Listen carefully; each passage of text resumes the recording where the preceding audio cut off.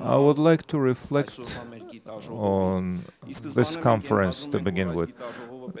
The initial assumption is that this conference should focus on the architectural design itself of a very practical nature, but we understand that this reflecting only on the practical aspects would not be sufficient, since Soviet modernism, heritage preservation in general, and modernist architecture preservation in a global mainstream is also very important. The 20th century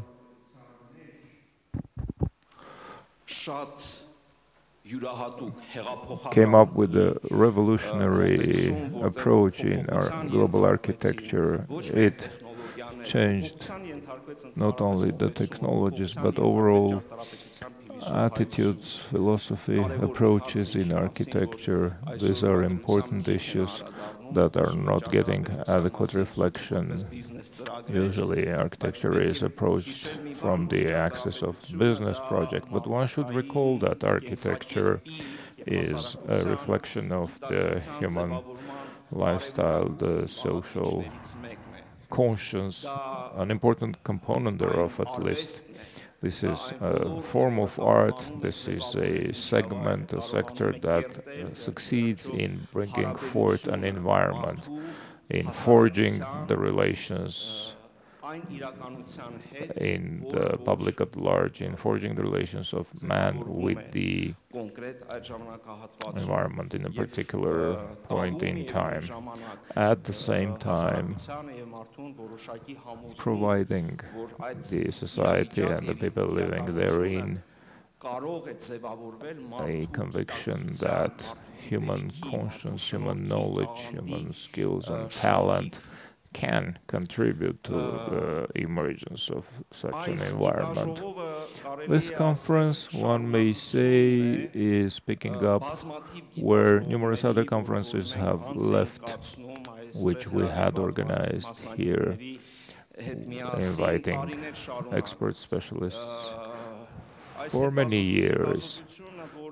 The study that my friend Jonas, who should have been here but unfortunately was prevented from arriving in Yerevan, we're now working on finding out his whereabouts.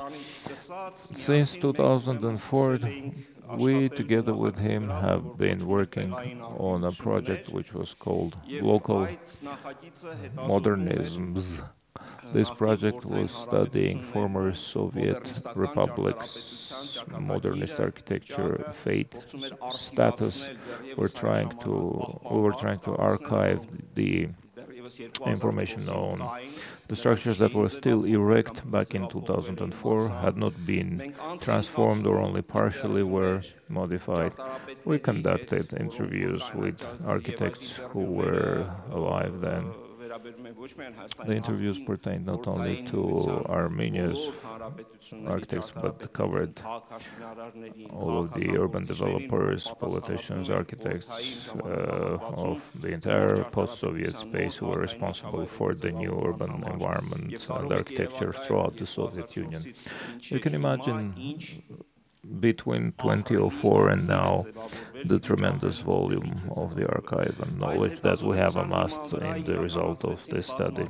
Based thereon, we have organized numerous exhibitions, implemented projects. The most important are highlighted here: Soviet Modernism, Unknown Stories. There was an exhibition in 2012 and an architectural congress which added a new impetus to the preservation of Soviet modernism as a whole. This exhibition as well, although it had been curated by the Vienna Architectural Center, nevertheless, it leaned on the initial studies that we had carried out. This was followed by an exhibition in Istanbul, later on in São Paulo, and then together with Georg, we curated a 2014 Armenian pavilion at the Venice Biennale. Apart from that, there were many other conferences. We enjoyed the presence here of participants, experts that contribute to this study. I'm very glad to enjoy their presence. I welcome everyone, and I thank you for finding the time and arriving in Yerevan. I would like to ask Mr. Antoine Wilmering, who is the senior program manager of the Getty Foundation and in charge of the Keeping Modern component, also to say a few words. Good morning. I think I'm one of the few non-specialists in the room, and I just want to say it's a tremendous pleasure to be here. And from the foundation's director, Deborah Merrow, we wanted to convey how proud we are of being able to support the Writers' Union building and the research, and congratulate Sarhat and Ruben on the work done so far. And we really look forward to learning over the next 3 days how the building fits in the context of Soviet-era modernism architecture, and also about what the vision will be for the building, preserving it, and for the future. So that's very important, and I think that's why we're here, and I think that's actually very important to present the building in a public forum so that people can weigh in on the history of the building, and not only the architectural significance, but also the social context and the use of the building as a writers' union, and think about the works that were written there and the works that originated there, and that all forms part of the context for the building. So personally, I look tremendously forward to learning about it, and so thank you, Ruben, and thank you, Sarhat, for organizing this, and Nora, who's in the back of the room somewhere. Good, thank you. Thank you so much, Antoine. And I would like to give the floor now to the Sevan Writers Retreat Restoration Project Managing Architect Sarhat Petrosyan. I have 3 reasons to rejoice. About 20 months ago, we were trying to chart this project with Ruben.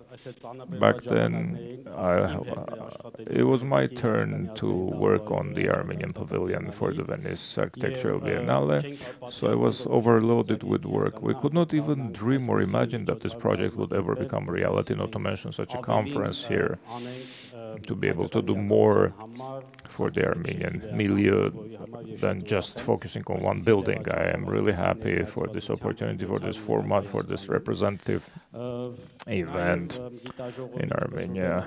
Like Ruben mentioned, this conference perfectly fits in the context of their studies they've been carrying out so far, as well as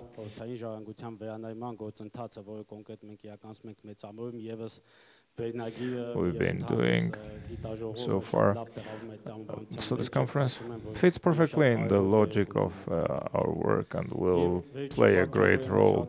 The last reason that makes me happy is that this auditorium is most important for me, as for many others in my generation. We spend our tender, young, formative years here, So I'm very glad that in one of our previous meetings over something else with the managers of the library, we just conceived this idea to hold this here. So I want to use this opportunity to thank Antoine and Makartic Matevosyan from the management of this library, who gladly agreed to provide it for this event.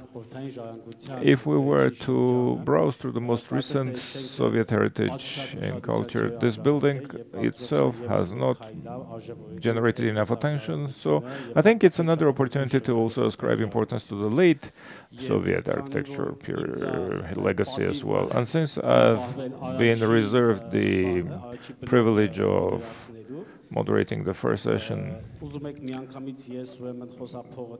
let me straight away hand over the mic to Antoine for his keynote presentation.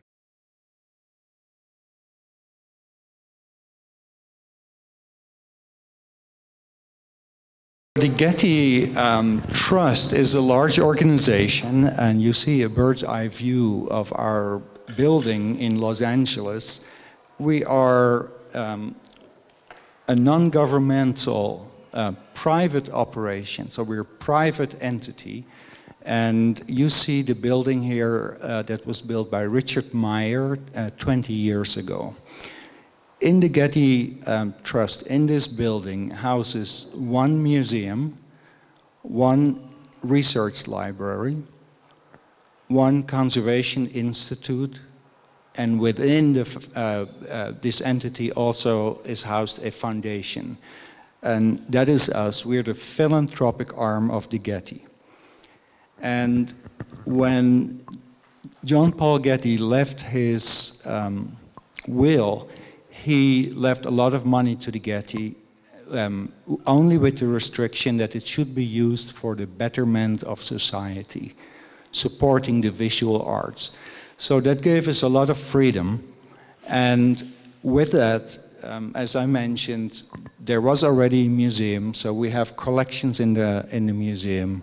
We support scholarship through research, through our research library, conservation, and also research in the fields of the visual arts, so that's art history and art conservation. We have extensive collections of modern architecture and have had several exhibitions at the Getty Center. And this is an example of the contemporary modern architecture in Los Angeles, which has a very specific flavor, and you probably know since you're the specialist in this area. In 2014, we launched a Keeping It Modern initiative. And the aim of the initiative is to support research and planning, as we do with the Writers Resort, research and planning that then can lead to conservation. And often this phase, research and planning, is built in projects. But we'd like to instill the practice. We'd like to demonstrate to the field that when you separate the practice of planning and research before you do any implementation, that you can actually form a more complete picture of what the history of a building is, what the needs are, and how you can move forward with preserving a building. And so what you see here on the screen is the Eames House in Los Angeles, and I will mention that in more detail later on. And here is the Salk Institute in San Diego. And we work together on Keeping It Modern. We align our project with the Getty Conservation Institute.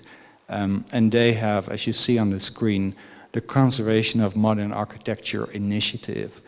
And what our colleagues do at the Conservation Institute, they work on the ground, so they have specialists that develop conservation protocols. They convene specialists from around the United States and from around the world, and they publish a series of proceedings, and they still have the intention to publish more about materials. So they have in preparation specific resources for concrete conservation, They have working on metals, plastics, so all kinds of different materials that you specifically find in modern architecture. Now, our foundation, we have funded the conservation of modern architecture basically since the 1980s. We worked more traditionally in historic buildings, but we also had a mix of modern buildings in there. And for example, the Crown Hall in the United States, and even in Antarctica, we supported a conservation plan for Shackleton's hut, which is very early 20th century architecture. So our goal is very simple. We'd like to show to the field that through research and planning, you can become better stewards of your architectural resources. And we don't particularly focus on modernism, but we focus on buildings of the 20th century.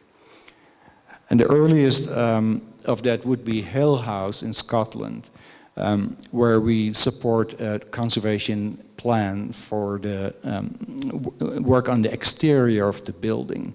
There's a concrete cladding over a brick structure, and that's giving problems.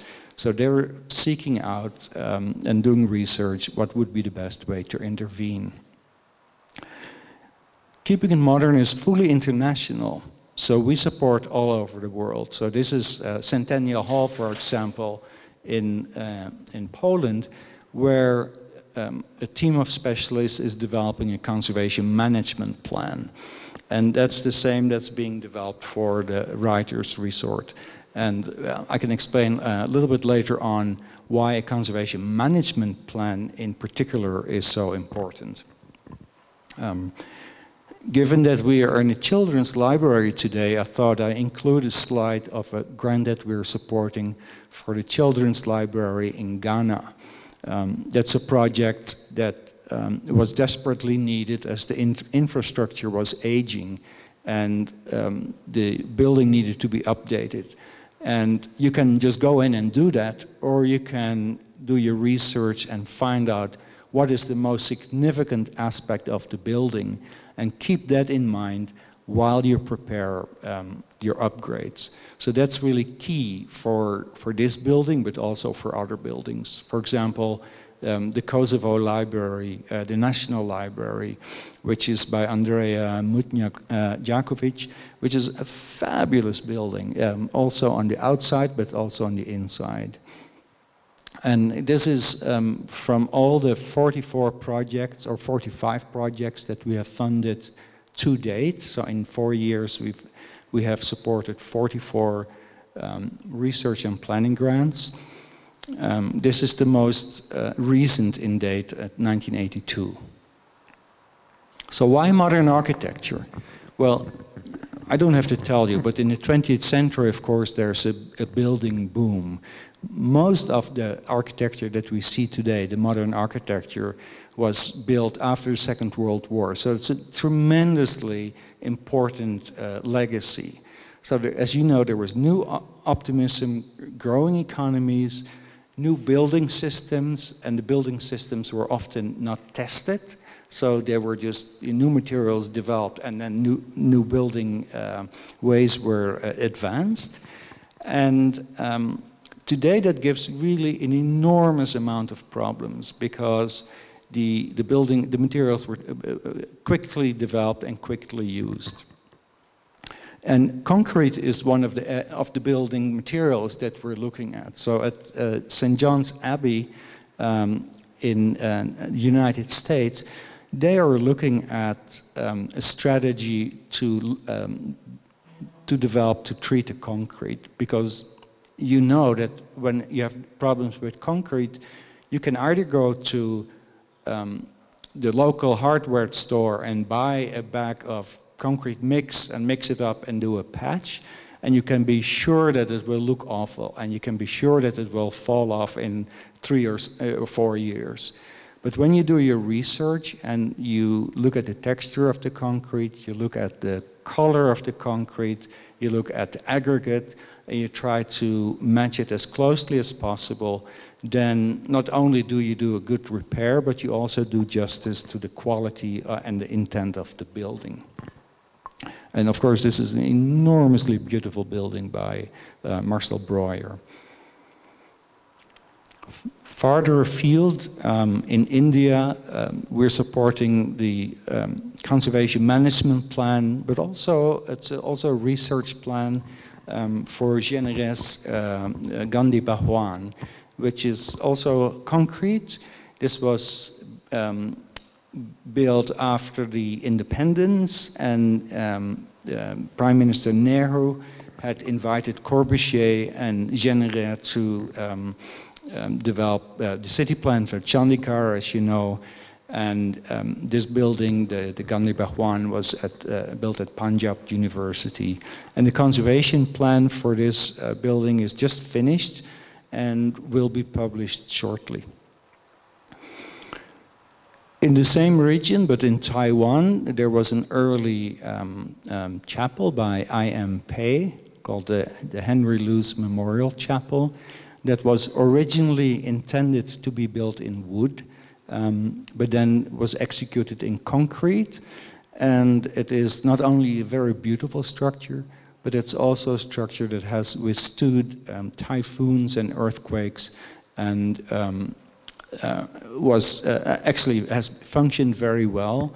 But what workers had done in the past, they had closed the automatic ventilation system, they had introduced climate control, and by doing so, there had been a lot of condensation in the building.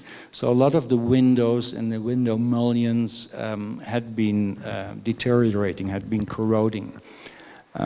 So one of the issues that they're looking at is to open up the traditional ventilation system, go back to that, and be able to better preserve the building in that way.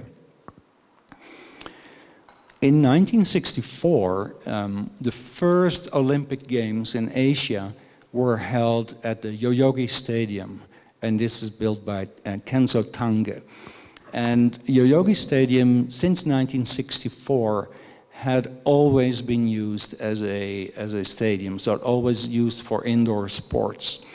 And now for the 2020 games that are also going to be held in Tokyo, Yoyogi Stadium is going to be used again. And now, so many years later, the seismic codes have been changed, so this building needed to be upgraded. And in order to do an upgrade and preserve Tange's vision and preserve the delicacy of this building and the beautiful organic flow of this building, researchers are looking at, you know, where do they have to stabilize, but also where do they have to be extra sensitive to the design of Tange. So I think it's a very good approach here. Staying with concrete, at Salk Institute, which is in San Diego, a wonderful building by Louis Kahn. Here too, we're supporting a conservation management plan. And maybe at this point, I can explain a little bit why a conservation management plan is so important.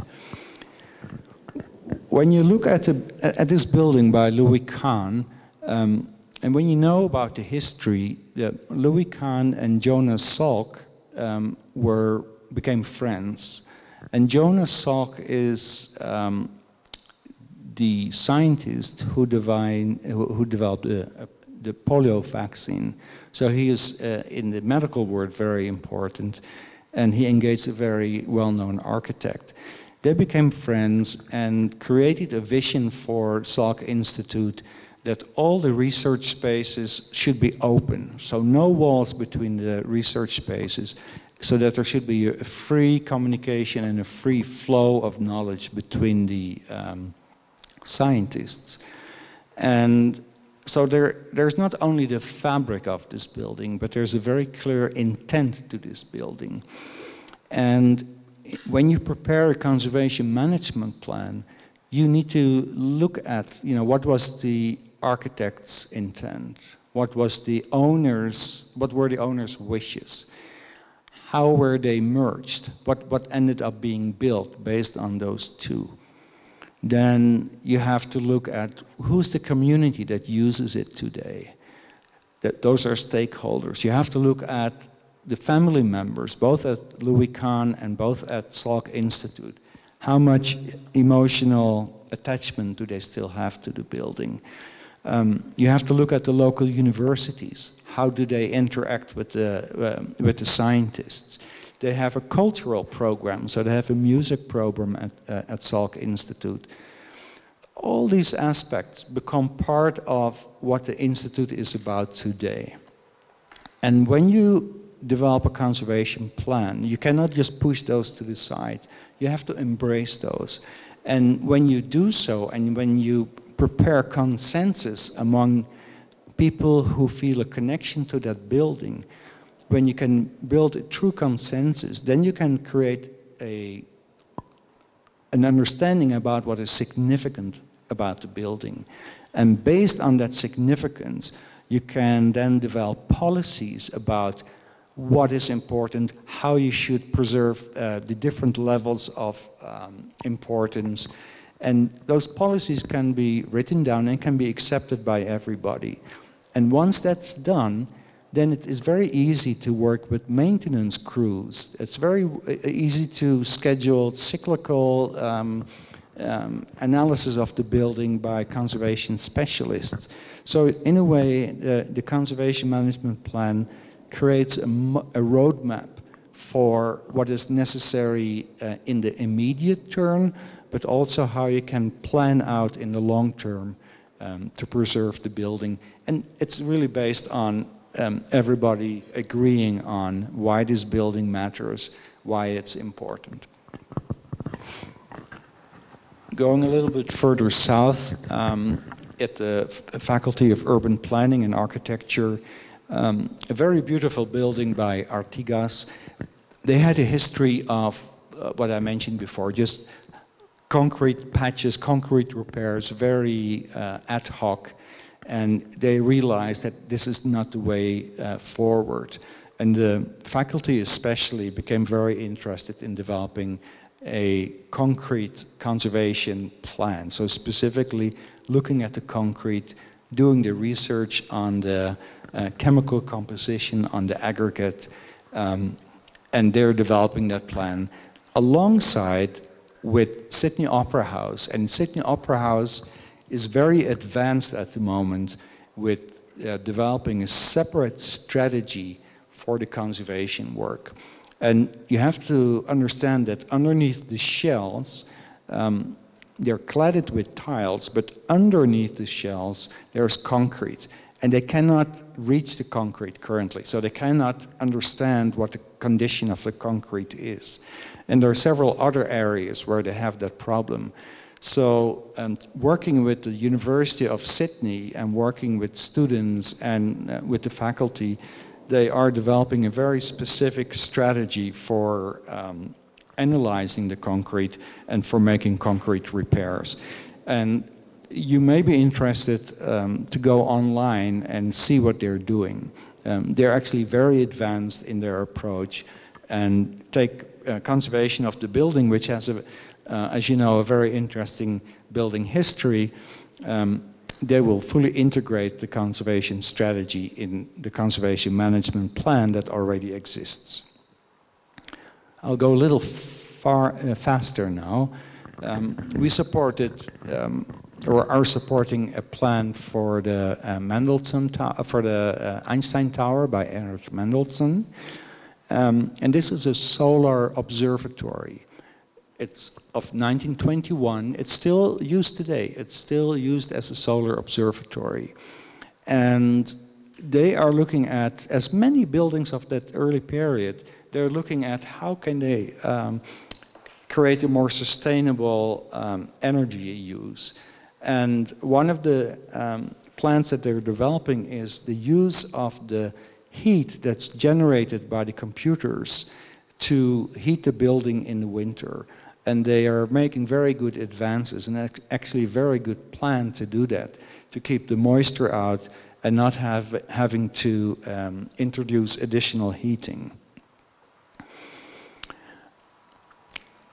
So what we are promoting with Keeping It Modern is mostly, and you will have understood by now, is mostly taking a very comprehensive approach to the architectural resource.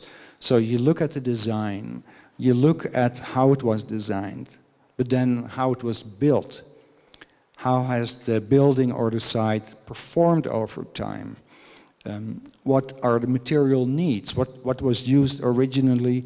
What are the strengths of the original materials? What are the weaknesses of the materials?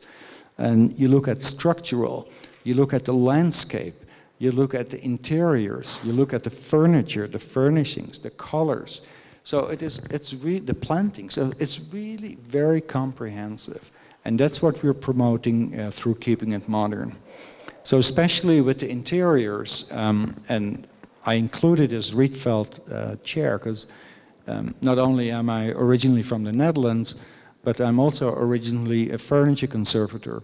So I particularly care about what happens to the interiors of the buildings that we support. And here too, you can only do this through research and analysis, and that's what we support. Conservation management planning, sometimes implementation. We convene grantees, as Sarhat and Ruben know, that once you receive a grant from the foundation for your project, we bring the grantees together for half a week in London, and we talk about these issues. We talk about why it matters, and people get to know each other. And each year we fund about 10 grants. So each year we bring about 20 people together, one representation of the owner and then the key consultant. And that has been working well, and it's important to create a cohort that way. And then also we will share the outcomes of the projects with the field through a portal that we're developing at the Getty Foundation. So all the outcomes of these projects will be shared. I have to go really fast now, so I'm going to skip some slides. With the Rietveld House, one of the important aspects that the team is doing, they're interviewing Bertus Mulder. And you see him here in the photograph. He did the first restoration of the Rietveld Schroeder House, but he was also a collaborator with Rietveld. So he's actually a very knowledgeable and very important person to get a hold of and capture his view of what he remembers working with Rietveld, but also his view on how he restored the building. And then, as I mentioned before, it's important in your research to understand how the building was not only designed, but how it was built, and then how it was performed over time.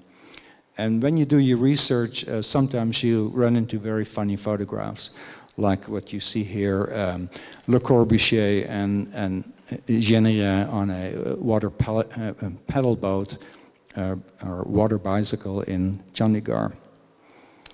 I'm going to skip a few slides because I'm running behind, but just to show you some of the projects we're supporting. Lina Bobardi in Conservation Management Plan, Strutt House in Canada, a wooden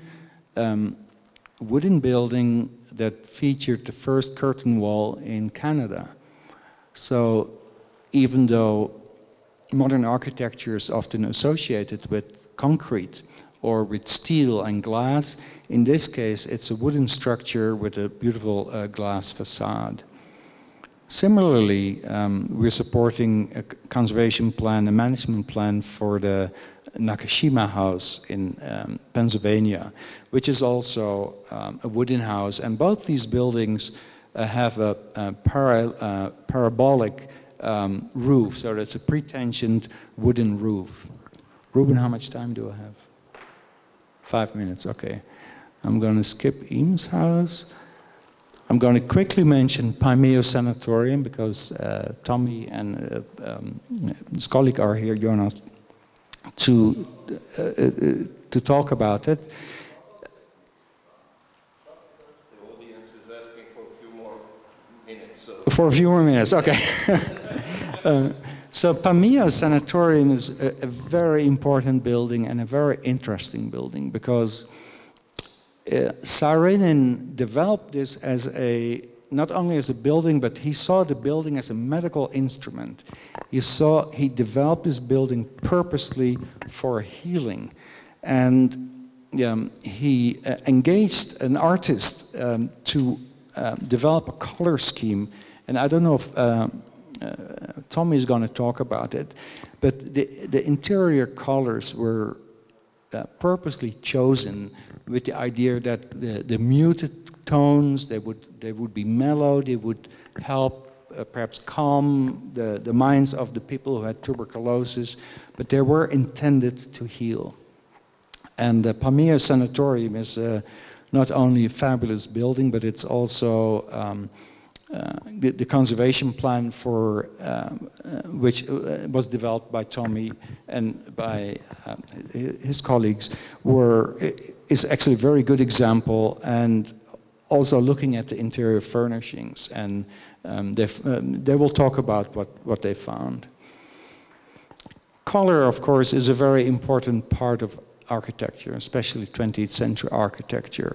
We saw that with Rietveld House. We see that here with Pamir Sanatorium, and this also is the case with the Corbusier apartment and studio in Paris. So here, as part of the conservation plan, we supported a comprehensive study of the interior colors and interior finishes. Because not only when you look at historic colors, the color itself is important, but also the illuminance, so the intensity of the color. And what I often see is when you look at an interior, people find a color, then they develop a latex and they take a roller and they roll on the paint and say, look, we restored it to the original color. That may be true, but in doing so, often an important step is missed. And that step is that the paint was not rolled on originally, but it was painted on with a brush. And that leaves a very different feeling for how you see the color. And sometimes the color was oil-based, so then you get almost a little transparency or glazing quality to it.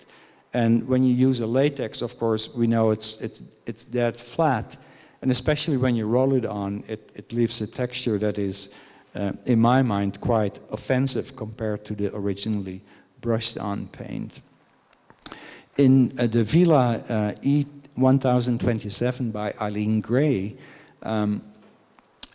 which was designed by her, and she used it as a vacation house, but didn't spend that much time there.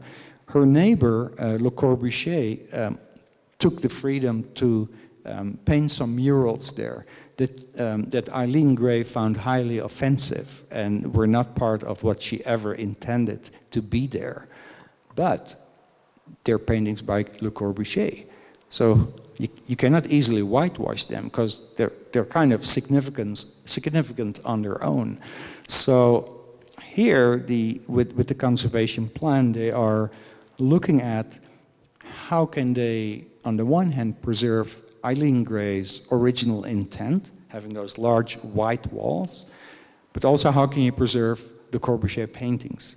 And I think the initial findings are that they will cover the walls with white or off-white fabric that can be that can be removed, so that the specialists in both camps can sort of have their way and see the building in its pure form by Eileen Gray, or see it with the addition of Le Corbusier. This is a building that I wanted to include. It's in the Netherlands. It's Het Schip, Dutch pronunciation, Het Schip by Michel de Klerk. And it's one of the earliest examples of social housing in Amsterdam. And what is interesting is that the building corporation that commissioned Het Schip still owns the building today. So they are still dedicated to providing quality housing, quality living for what they call the workers. And so this building offers quality apartments. It's decorated with sculptures on the exteriors and in the interiors. It had a post office, it had a phone booth, it had all these, it had an elementary school, so it was very advanced for 1921.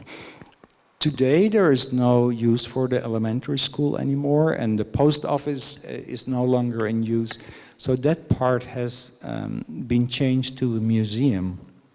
And as part of the support that we're giving to Het Schip, why is it so special? And it will help the corporation that owns it convey to the renters to help them preserve the building, so to help make them aware of the importance. So I thought this is actually quite advanced, working with your community to help preserve a building that's still in use. A building that I personally was blown away with is in Uruguay by an Italian engineer, Eladio Dieste, who used reinforced brick, that you can see here, reinforced brick to create pretension structures. And this is very unique for Uruguay, a little bit in Paraguay and in Argentina. So he created about 200 structures made of reinforced brick. And this conservation plan for the Cristo Obrero Church will serve as a model for some of the other buildings that he created. And I have not seen this in person, but I hope to visit one day, because I think it's just incredibly beautiful. Yeah, how he worked with the light and just with brick, you know, he didn't want to use concrete, he didn't want to bring in materials that were not original to the country. So I thought this is very, I think, advanced thinking. Now, closer to what you will know is another brick structure, and this is Melnikov House. Melnikov House and the State Suchev Museum just received a grant this year for the development of a conservation plan. And you all know that the building has been in use, it has been contentious, the ownership has been contended, and now, however, it is managed, or it's owned by the state, it is managed by the State Suchev Museum, and from what we understand, they have every intention to preserve the building as it is. They have put together a very good team of specialists. They had already done an engineering study by ARUP, and so it has every promise that this will be a very good and very worthwhile project. Now lastly, of course, we arrive at the Writers Resort. And so why was this building chosen? How does it work with the Getty Foundation? Right, exactly. So applications to the Keeping It Modern initiative are by open call. Everybody can write us. If they know of a building that is in the public domain, everybody can contact us to submit a proposal. And when we think if the proposal is competitive, so that means that if it's strong enough to join the competition, then we invite it. And even though we take all these steps and we help people prepare the applications where needed, we don't make the decisions. We have a panel of experts that we convene, and they come help us sort through the applications. And particularly here, what they felt was important is that you have one building, but it represents two distinct periods. And they felt it is therefore particularly important to prepare a plan so that you can preserve this building, give it a contemporary use, but really understand the historic significance and preserve that part. So I think this is my last slide, that in summa, Keeping It Modern is completely international in scope. We support architecturally significant projects. The buildings must be publicly owned. They must have a public function. And if you have any questions about this initiative, you can just talk to me at any time during this meeting. So thank you. Sorry, I went over time.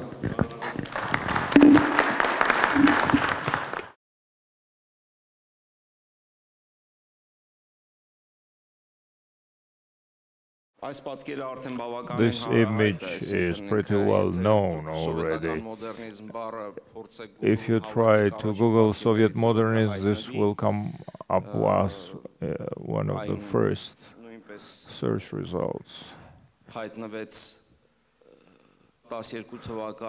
It was included in the Parvus 2012 publication, Soviet Modern. It was even on the cover of that book. It had 15,000 print run, and it's out of print. The Vienna Museum is intending to commission a second print run. Soviet modernism, thanks to this book, the whole term of Soviet modernism, which, to admit, was first put in circulation by Felix Novikov years ago.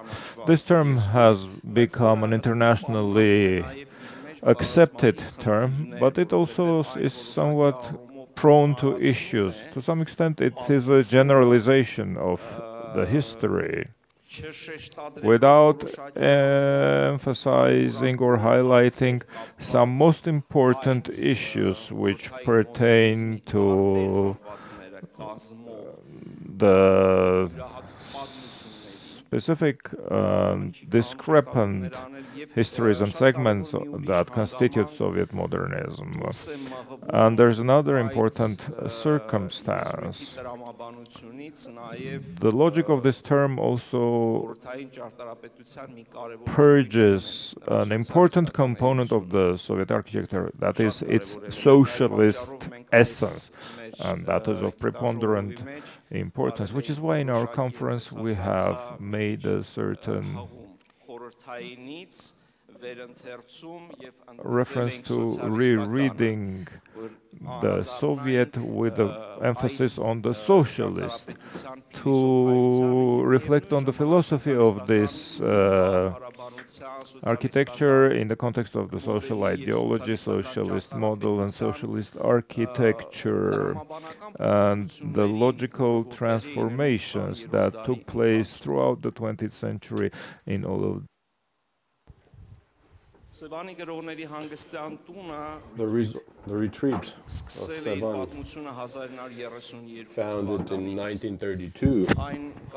founded in 1932, built at the time. It was yet an island, and in 1932 the unions did not exist. Just 3 years later they were established, they were founded, but initially there was the goal, the purpose of creating a place, a resort, a retreat, an area that might bring together the writers, where they could work and create. So why? Because from the beginning of the 20th century, the island of Vanavank had turned into an interesting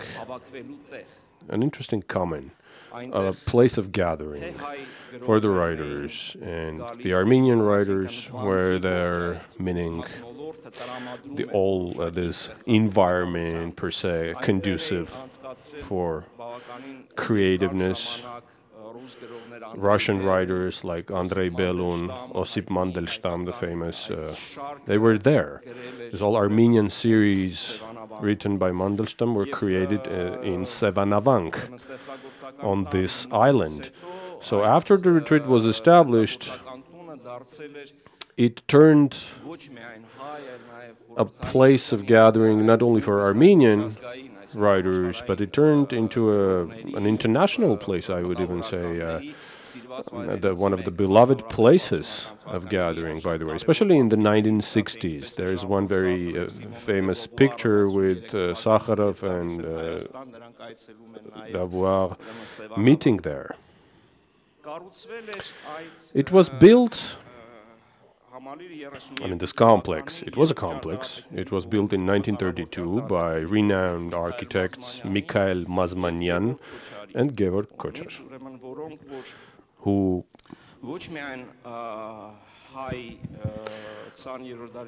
were not only the most, I would say, renowned cultural, not only cultural people of the time, but they had their important investment in the Soviet architectural avant-garde that naturally might be interpreted in different manners, different ways, perceived in different ways, but yet not well studied. So this is where we get to deal with the rupture, with all those ruptures of paradigm that I would like to speak of at this moment. So that's why I would like to bring your attention to this photo, a very important one, by the way. You can see Georg Kochar sitting, standing behind Karo Halabian. On the left, Georgy Krutsikov, one of the most renowned architects of Soviet avant-garde, who would design the flying cities, so-called. So, as you can see, they are around this Viva October in Architecture poster. I would say really a legendary, I might even say, photo that has never been published, by the way. It was never anywhere published, and I have found it in the archive Artsvin Grigoryan, and he took it from Kochar, and apparently it was the only one that would portray Kochar before incarceration, and he was planning to shoot a short movie about Kochar, to produce a short movie. So interestingly, no history of architecture contained this information, and I will try to explain. I will try. 1932, imagine the time and understand it's the time when the retreat is constructed. It is also significant because Stalin comes up at the time with this idea of reconstructing cultural minds and cultural establishment per se, with the principles of social realism, with elimination of all independent minds, separate sovereign unions, and kind of building one center that everything should gravitate around. That's Stalin's idea. That's when he comes up with that, meaning the government takes the creativeness into a core of gravity. It thinks everything should turn around. So in 1 year, we see all those architectural trends, all those ideas that were aimed at creating new words of approaches, new directions. They are immediately qualified as formalistic, nationalistic, labeled in different ways. And some years later, these architects are just pushed out of the sector. Most of them left unemployed, like Georg Kochar, Mikhail Mazmanyan, exiled. So, by the way, this photo made in 1932, it was the period when all this Stalin's process was starting, reforming the historical narrative from that time. That's the period. And this photo might never ever find its place in the corollary of the time, in the reasoning of the people of those times. And then the whole long period of Stalin's repressions, and yet In 1935, one of these, Georg Kochar, exiled, Kruzikov left unemployed for a long time, so, well, the others' future is different. Some of them become the most important architects of Stalin's time, and Mazmanyan and Kochar, I mean, this trinity, essentially distorted. Two of which exiled to Norilsk and released only in 1950. And case kind of seized, revoked, and they're back, but no ability to restore their health. So the history of architecture apparently survives through this reformation, transformation, but in fact, it's not a reform, it's not a transformation, it's just a rearrangement, redistribution of approaches, but just ideological foundation remains the same. I mean the ideological foundation that was established in the Stalin's era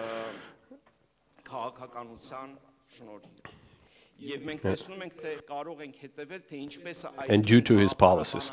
So we can clearly see how these ideological foundations with the socialistic approaches and nationalistic expressions it continues up to our days. The history of architecture is quite conservative, I can clearly say.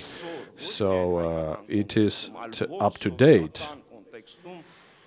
not only in the Armenian context, but in the overall Soviet context, requires in-depth transformation, change. And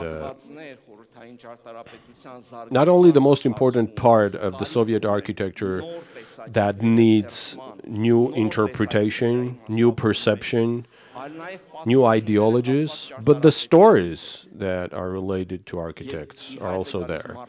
So that is where the human factor comes into the play. I mean, all those stories, I mean, because it also contributes to new form of interpretation.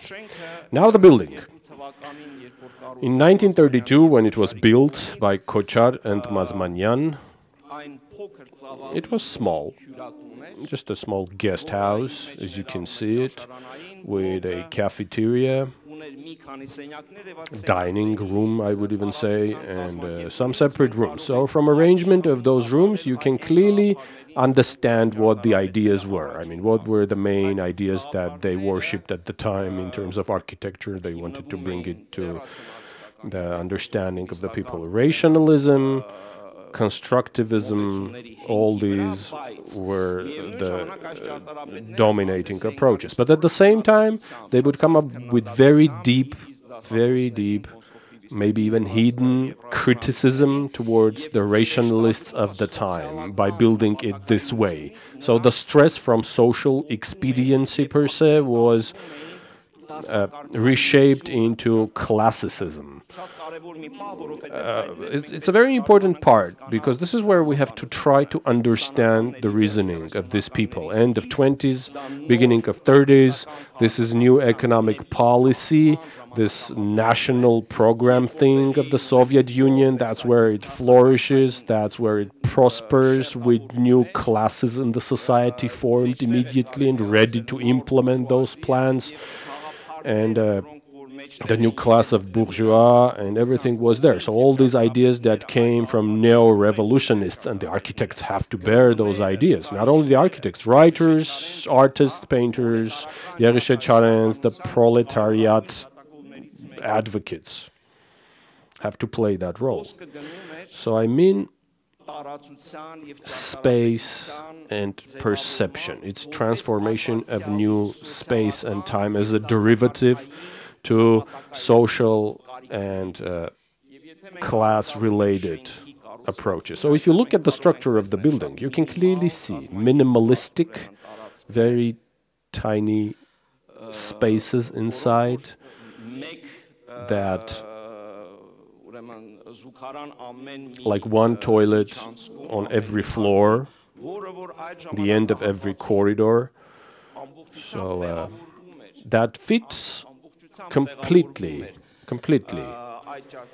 the architectural mind of the time. the expectations. However, 1932, they design the building, as I mentioned, this important pivotal year when changes of paradigm take place. And naturally, the building was designed in one paradigm, but built in reality of a different one, naturally in a completely different context. So the ideas that the architects worshipped initially regarding the shape of the building and the internal space arrangement and the interior design, of course, were never implemented. So when speaking of the concepts of these architects they took initially, it's also another very important topic, not studied at all, by the way, not at all, when it's about disruptions, because they would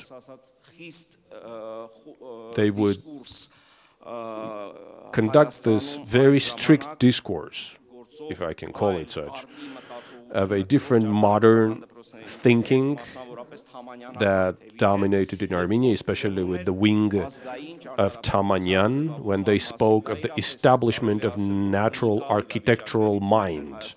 It was one of the unique periods Armenia lived through in those years, because yet in pre-Soviet period, this new architectural mind thing, new architectural thinking, was considered one of the most important topics of the discourse. So what was the conflicting? What was the inconsistency?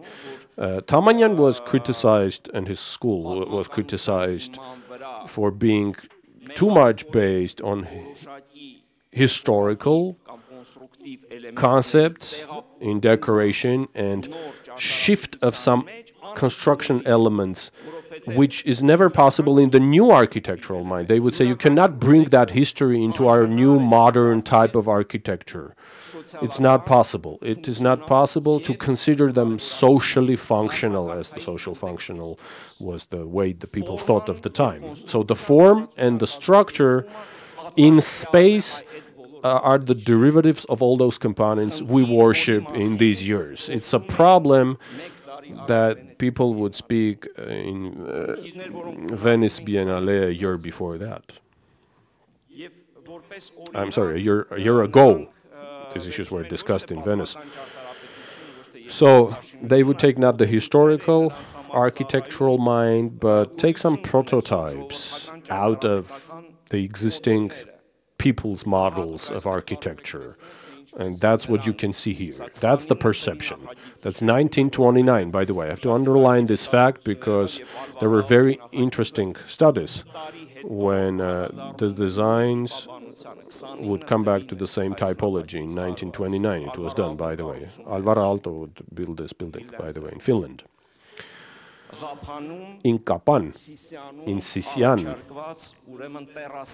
these are the terrace type of structural solutions, construction solutions that were simply taken from the existing people's architecture, so-called at the time, and reformed into modernistic thinking. Another interesting picture, known to very few people, once again, by the way. As I said, in 1937, Mazmanyan and Kochar were arrested in nationalism and then exiled till 1955. They spent that time in Norilsk. In 1953, when they were still in exile,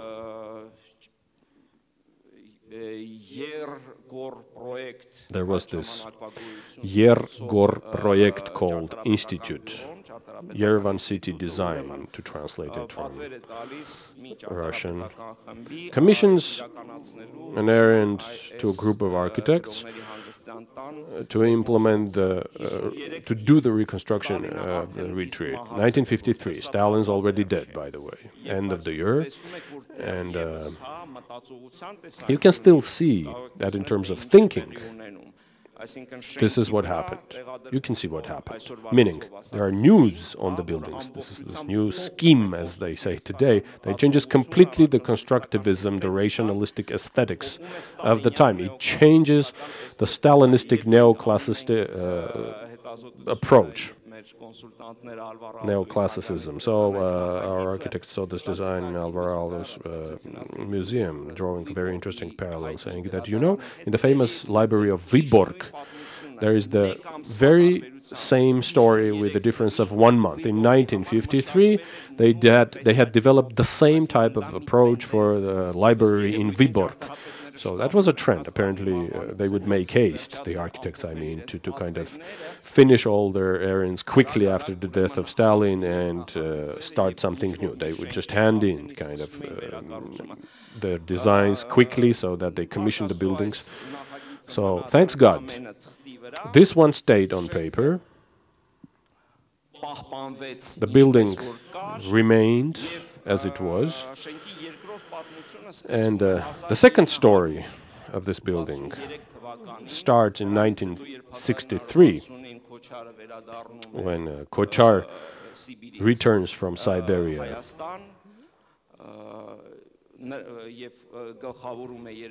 And also becomes the director of Yerevan Nachagit, Yerevan Design. He is setting a lab there, so he gets the task of reconstruction of the retreat. So here you can see how Georg Kochar developed those primary ideas that were born to the architects in 1932, like the terraces. The terraces, yeah, I did not mention that, very important. They are observed by those architects as very important, new areas, new kind of forms of socialism, socialistic approach in architecture. So you can see how the building obtains very clear shapes with this air of 60s while keeping up to the whole ideological perception of the one of 1932. And in 1963, Kochar develops a design for the building of the cafeteria, and you can see an interesting logical ending, because when you talk about the design of Kapan or Sevan, I mean this terrace architecture, all the other structures that occurred at the time related to different other models that were implemented in Yerevan and everywhere. So in this case, it would make a transit from organical, situational circumstances, kind of derive a new type of social model of coexistence. Architecture that is conducive to that ideology. So this is where we see a completely contrary, completely opposite thing happening, that these new social models are left behind and there is a return towards organics. So this terrace model, once again used, but at the same time re-articulated, and the building transforms into a balcony type of, where you can stand and look at the nature, contemplate the nature, something that was very specific to the philosophy of architecture in 1960s.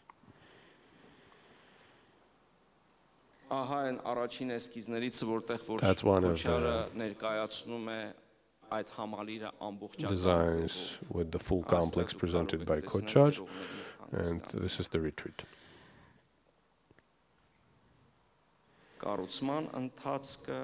So the process of construction and the building in its final shape. Okay, now I will try to briefly present the situation the building is now. And in details, you will also see those problems, those omissions that were performed, allowed during the construction. Just one specific detail. In a discussion of the Union of Architects in 1964, Koçar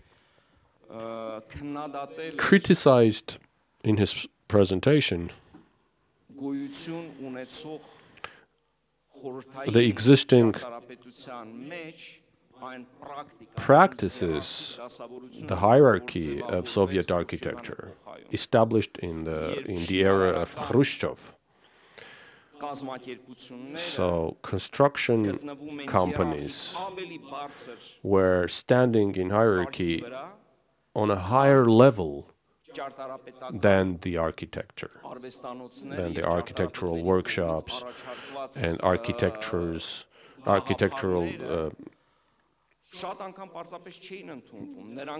ideas were not accepted simply, just rejected by the foremen, by the constructors. Even the foreman would just go up and start telling the workers how the design should change, even in the process, while constructing a building. So Khrushchev's famous 1955 speech and decree.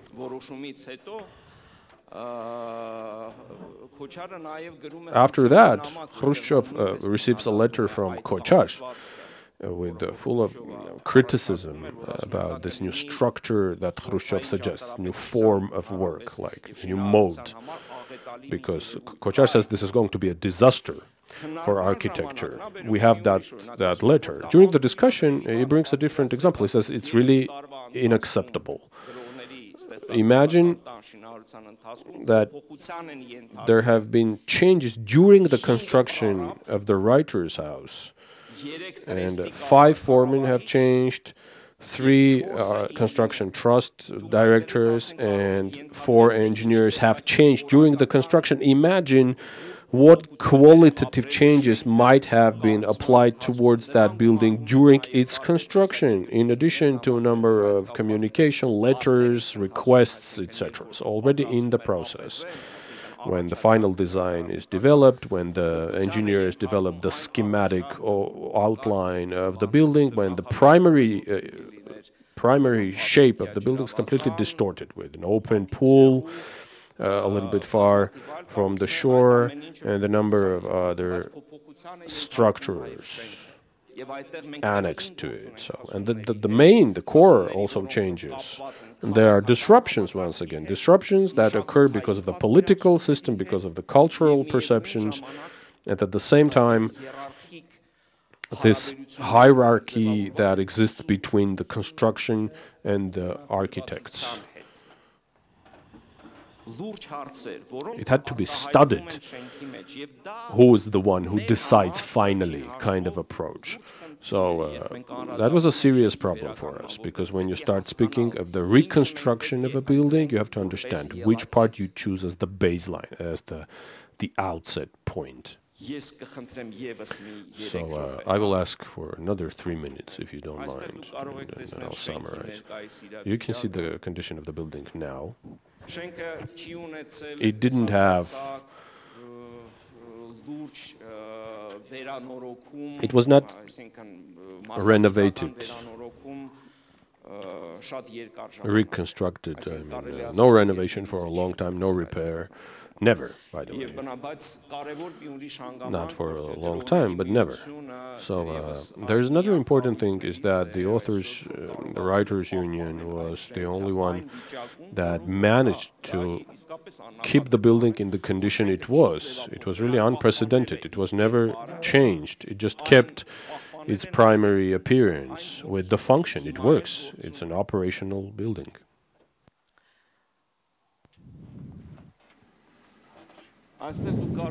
And you can see here the canteen interior.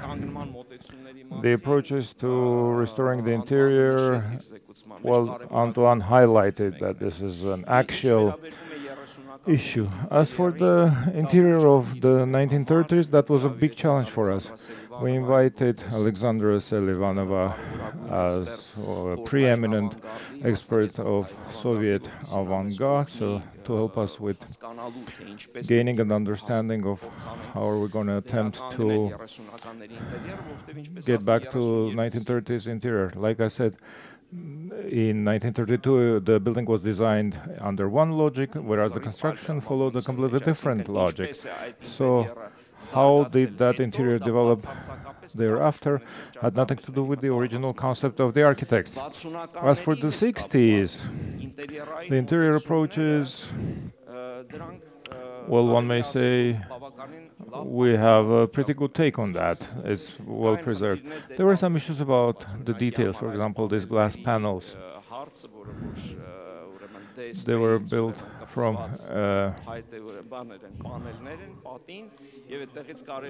there are panels on the walls made of Kochar very well knew that the designs will not be implemented ideally, so he decided to come up with extensive comments and notes attached to his designs about the colors, about the materials to be used, so we have extensive knowledge about that.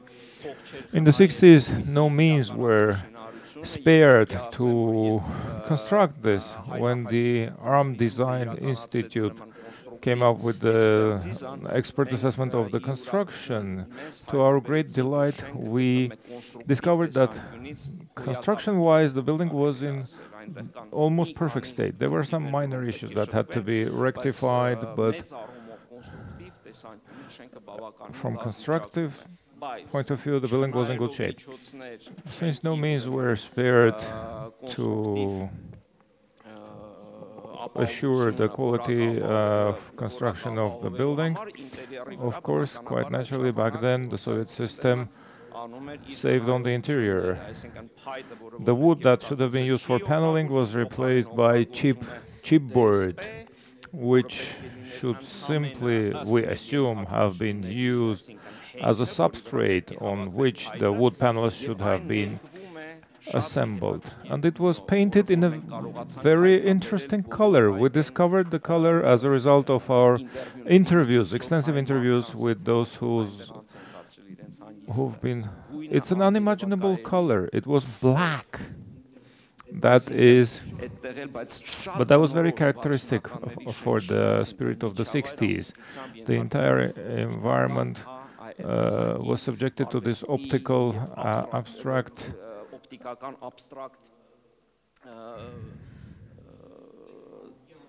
angle of view or perception. About the furniture, there were also extensive issues. Let me get through that. There's no furniture preserved from the 30s. Several elements have survived. Doors, windows dating back to the 30s.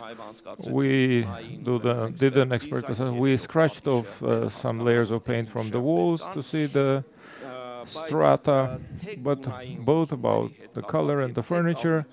Our research was aiming at more of a typological analysis. One of the most important issues that these architects came up with was developing the protocols, the standard typology,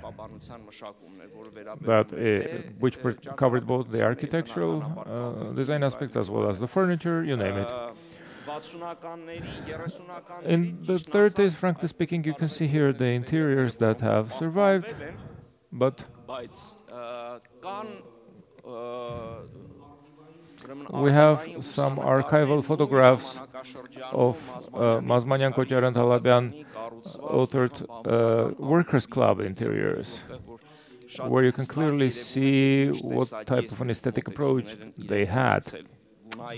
Color is hard to discern, of course, here, but for color solutions, We also, together with Sasha Selivanov, are still working on this, and we have come up with all the theoretical approaches by Moisei Ginsburg, Futemas, graduates, architects who've been doing interiors and colors back then. So you can see here, this is the Stanislavski Theater interior. Back then it was a workers' club. Furniture from the same workers' club. It was designed and built for that workers' club, designed by the architects. When we talk about typology of the 30 years furniture, there's another important item that came about. There was apparently a serious crisis in interior design back there. This was an important issue that has not been adequately studied. As you may know, this is Rodchenko's workers' club design that was submitted for the Paris Expo. It was specifically designed for the Paris Expo. Reflecting on the Soviet interior desire of the 30s, we can only claim one important thing. There were attempts made to get there, but there were serious differences in approaches. If we compare the Soviet avant-garde, for example, with Bauhaus, we're talking about different vectors. The Soviet avant-garde architecture was preoccupied with the macro scale, macro mentality. They were forming the new social milieu, urban areas, spaces, new types of architectural volumes, composition.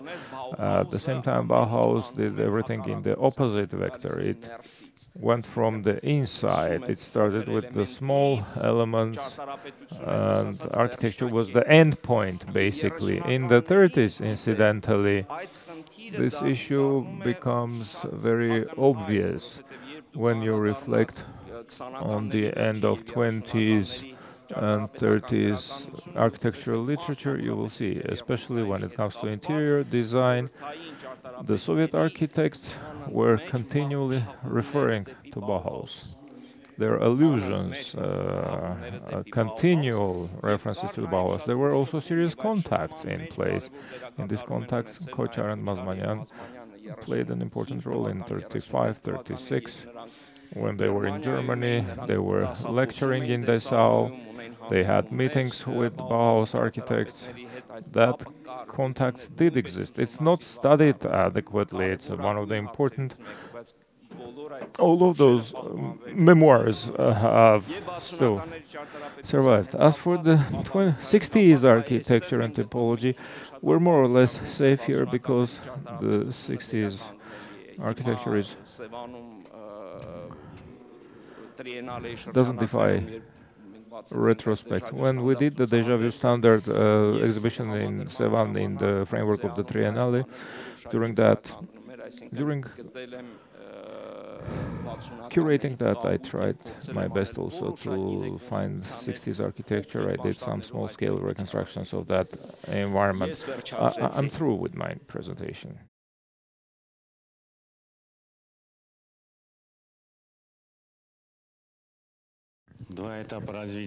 Two periods of the development of Armenian modernism in the 20s and the 60s. They reflected, I'll be reading to save time, reflected the unprecedented growth of national culture. Both states had tragic conclusions, basically switching this profession from the global mainstream development context. The first period was ended by the Stalinist emergence, and the second time there was a clash with neo-Stalinism. In my communication, I reflect on 10 main episodes of the second wave of Armenian modernism between 1960s and 1988. Why such a an accurate date, because 1960 was the building of, as you see, the concrete installation Seagull on the Yerevan-Sevan highway. That was the first structure which de facto expressed the quality of the concrete and the idea of new architecture. And 1988 was marked by the Spitak earthquake, which essentially destroyed every structure of late modernism that existed there. The formation of the second wave of modernism in Armenia took place in the general context of Soviet architecture in the period of thaw. At the early stage, Armenian architecture was characterized by returning of the former members of Vopr of Armenia, Safarian and Markayan, as well as the leaders of Armenian avant-garde, Kochar and Mazmayan, who came back from the Stalinist camps. They're all at these photographs. They take part in the first Congress of Architects in Moscow in the summer of 1937. Their participation in the creation of modernism, Konstantin Melnik was in charge of this process in Moscow, who lived for 20 more years after Khrushchev. Ivan Leonidov and Alexander Vesnin died in 1959. These were the geniuses of Russian architecture who essentially were precluded from taking part in contributing to the second wave of modernism. The leaders of Russian modernism for the elder generation, Vlasov, Pavlov, Posokhin, who shaped the beginning of the second wave in Russia, in the constructivist period of avant-garde, were not yet involved. We see here, I do not want to repeat myself, the key design of the city of Kapan of 2930, the chess house, the commune house. The chess house still exists to some extent in Yerevan, in certain shape. I would like to draw your attention to the fact that Kochar, who designed the canteen back then, was already paying serious attention to the shape of the building, because it comes to the forefront here compared to the other principles that he was guided by in his initial work.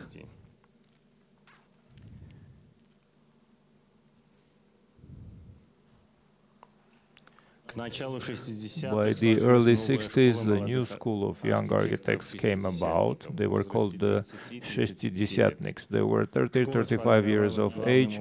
It came about around Safarian mostly, his studio of model designs. If you remember, he was a member of Armenia's opera. He was one of the first graduates of the... He was the architect who was among the first graduates of the Armenian school in 1928. Most graduates of the architectural department considered themselves to be the disciples of Safarian school, who was teaching the principles of modernist architecture almost all the way through the end of 60s, all the way to 69. The belonging to Safarian school survived through his disciples, who brought down his principles of modernist architecture all the way through my generation. If we try to briefly determine what was the gist of these principles of Safarian school, it can be called in actual functional architecture, designing from inwards to outwards, following form following function, preserving the tectonic properties of materials in addressing contradictory problems emanating from the properties of stone and concrete, reinforced concrete. And the main specifics of the school was turning the face to the classical school of Armenian architecture, its rational laws and rules which fit perfectly with the modernist architecture ideas, and his ability to arrive great expressiveness through meager means. The school did formulate its priorities in the spring of '65, when there was a competition for the memorial of the genocide victims of 1915. This was a domestic competition in Armenia, and there were 100 submissions. All had the imprint of modernism on them. What's remarkable is that this open competition was preceded by a closed one, where 6 out of 7 groups of architects that were identified by the authorities of the country, the government, were all шестидесятниks, the 60s men. Apparently, the authorities at this period of time were ready and willing to support the modernist aesthetics. The head of the Gosstroy, who was responsible for this competition, and the president of the Architects Union, as well as the director of the Lead Design Institute, they were all architects from the past era, the Stalinist era. During this competition, their interests will clash, but only around the modernist works of the шестидесятник architects. In the middle of the 60s, they dictated their ideas and their aesthetics, and the masters of Stalinist architecture followed suit. Among these works, there is a whole range of most interesting submissions. The competition had a great significance for the development of Armenian modern architecture because it not only the implemented design gave the cue for the Salk's forthcoming decades. This competition became a great success for most of those who will be determining the face of the Armenian modernism in the forthcoming 25 years. The book that we published together with the Tatlin publishers at the 100 years of the centennial of the genocide, we placed photographs and descriptions of almost all competition submissions to this, the ones that survived, of course, and pertain to the masters of Armenian modernism. On this photograph, Khrushchev is talking to Zarobian, the leader of Armenia, the initiator of that competition, and the president of the Academy of Science of Armenia, astrophysicist Ambartsumyan. The role of Khrushchev, of course, in the formation of the modernist, or of the whole notion of the second wave of Soviet modernism. Essentially, he initiated, kick-started the whole process from above. And in this particular case, his conversation with Ambartsumyan most probably pertains to the salvation of Lake Sevan, which is of direct relevance for this conference, because after Khrushchev visited Lake Sevan, it was decided to build the 48-kilometer-long tunnel under a mountain range that would bring in fresh waters to Sevan, saving it from extinction. You can see here 2 designs submitted to the competition. In the center, bottom center, is the first design, first take. The one that's been built, you see it in the left corner, of course. Next to it is the first take, which Rachik Petrosyan contributed to. He is present here. That's the first option. On top is Rafael Israelian's design. He did it together with sculptor Arevshatyan. And Israelian's design, not published primarily in this book, the first time. And on the right is Gurzadyan's design, not published yet. I found it later, after the book was published. So, in the architectural process in modernism in Armenia, in the period of 3 decades, several thousands architects, constructors, engineers participated, people of sundry professions, in accordance to the designs of which a number of different buildings were built. By the way, a whole series of quite well-known, renowned buildings in Yerevan and a number of other cities. There were more than 10 medium and large-sized design institutes operating in Yerevan with their affiliates in the regions for the population of only 3 million people and an area of only 30,000 square kilometers. As you know, Armenia was the smallest in territory among the Soviet states.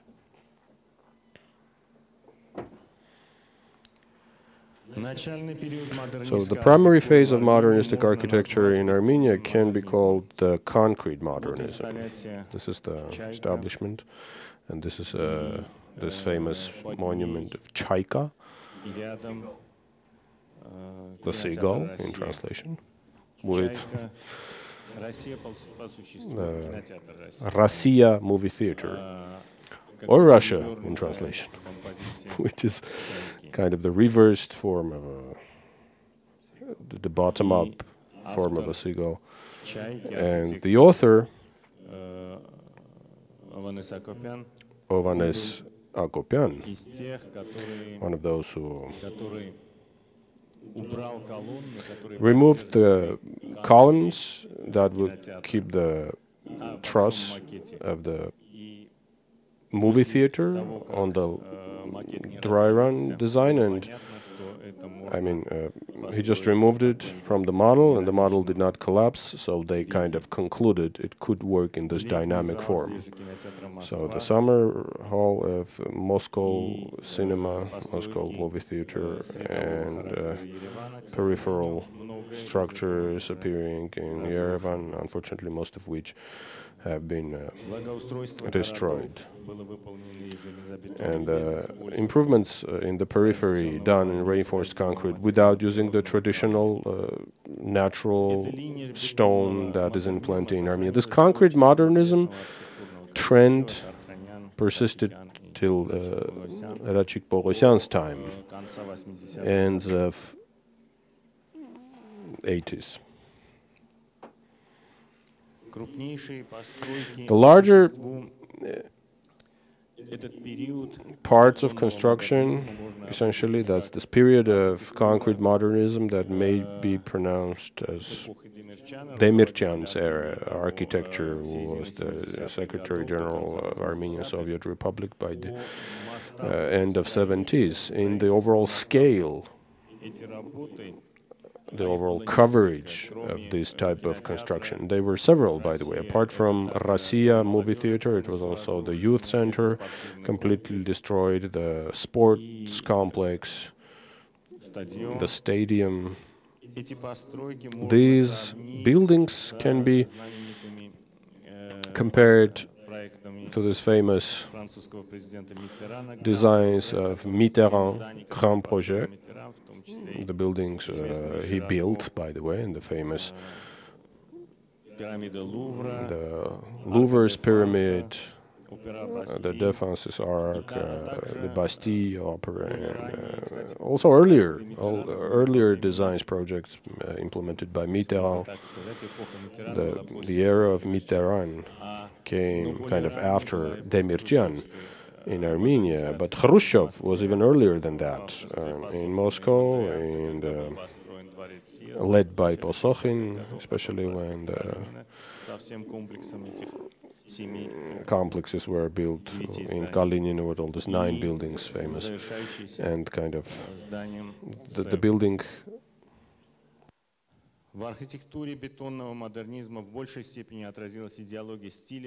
In concrete modernism, the style was very expressive in postmodernistic approaches of post-Stalinism period. I mean, this is freedom of forms, I would say. The forms were also quite free from a lot of tectonic dependencies. 60s, 70s Armenian architects, modernists would speak to the world in the same language, I would say, the language of democratic forms in architecture. But the idea of expressing the national, which would derive from the nationalistic cultural approaches of the language and understanding, would prevail in the forms of ideas, and reaching those would pass through different routes that were searched by different architects at the time. The issue of national architectural mind persisted in 3 decades of development of architectural modernism at the time, rejecting or renouncing from the logical corollary to follow specific forms of the time. They would turn themselves towards a new type of thinking. The most obvious decision or solution for the time was this style of building arches, and the perception of the problem per se would not be the issue that would solve the approach. I mean, they would consider the whole challenge of conquering the modernism per se. It was a separate thesis that was defended in the Moscow Institute of the History of Architecture. That was a model of investigative construction that would be based on the state-of-art modernistic approaches of the time in the system of compository and spatial principles, somehow brought closer or approximated to the Armenian architectural mind. In a certain extent, this methodology of theoretical understanding might be compared to the one that was used at the time by Mazmanyan. Well, an example of this could be the analysis held by the professor metaphysically in the context of metaphysical perception of national architecture. That's done by Professor Volchok, Yuri Pavlovich. When analyzing one of the most expressive examples of such architecture, the Summer Theater of Moscow movie theater, Volchok refers to Andrei Bely, because Andrei Bely, even in pre-war times, in his communication with Petrosyan, and after reading the book of Marzykovsky on construction in Armenia and in Europe in general, then verbatim citation, it's not only the stone carcass, but also the aerial perception of the building that is embodied in the building, the real form, the aerial form. That's verbatim what Bely said after he understood the text of Marzykovsky. And then Volchok says the movie theater is not only the only building in Yerevan that complies to this concept of Armenian architectural mind.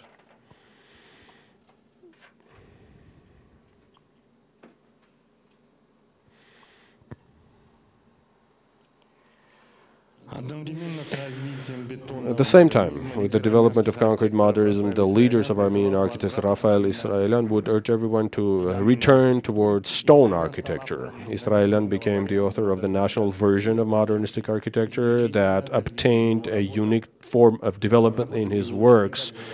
In the works, of his apprentice Sevan Writers. You can see both on the left side. And two towers next to it that are now in Yerevan. They are here in Yerevan. On the left side, you can see the tower built by designs of Israelian, but after his death, and the tower of Armenian City Hall with Petrosyan's design. Rafael Israelian is the author of an authentic method. I call it the method of Zheltovsky Israelian, that might bring to certain inconsistencies, conflicts, by bringing not the functionality to the characteristics of the building, not as much functionality, but rather art and sculptural. In the beginning of the outset of his activity, he would base himself upon the minimalism, coming a little bit from the American culture and traditions after he had meetings with Ms. van der Rohe.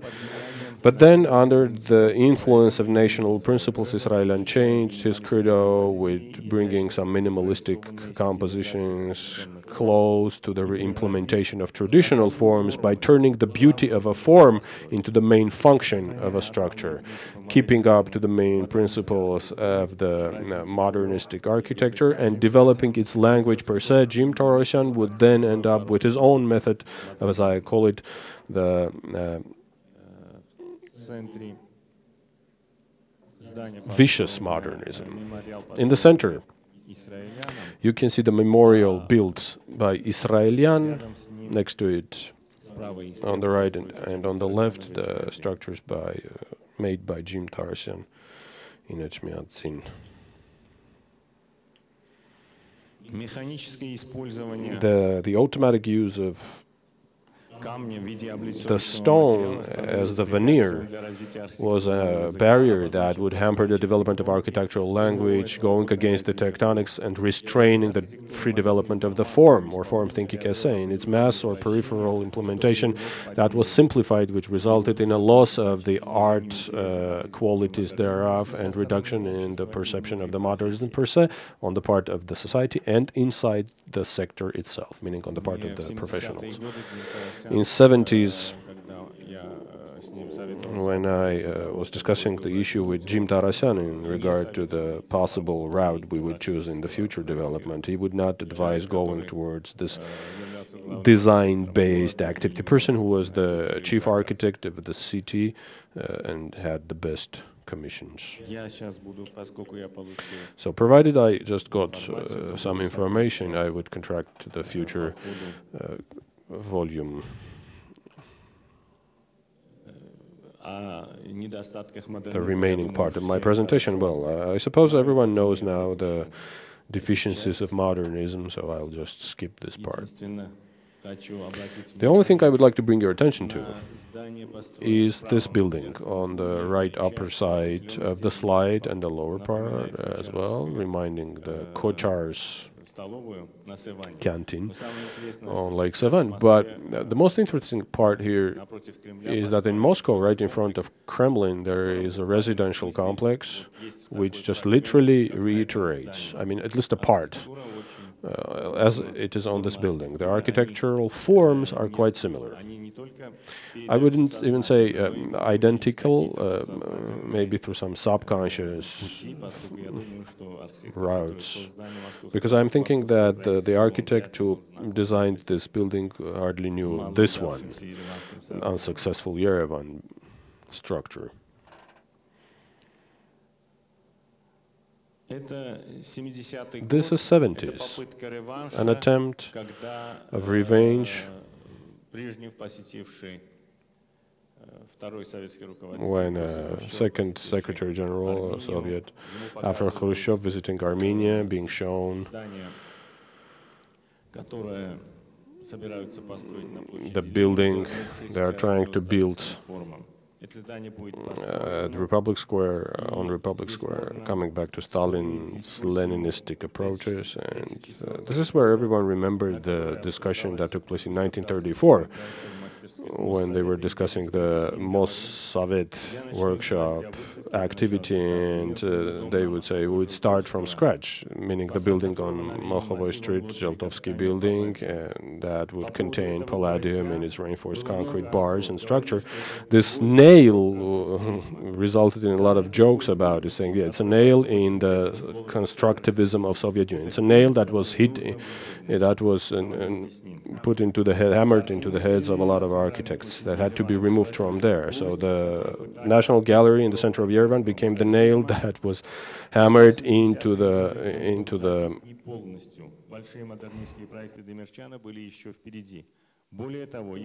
coffin of Armenian modernism, and they were trying to remove it, by the way, in result of the talented work by Zheltovsky. So Yerevan building turned out to be very unsuccessful and brought to a lot of remonstration on the part of the modernists. But tens of years later, that nail was still hammered in Armenian architecture and still proceeds through neo-Stalinistic way. Up to date.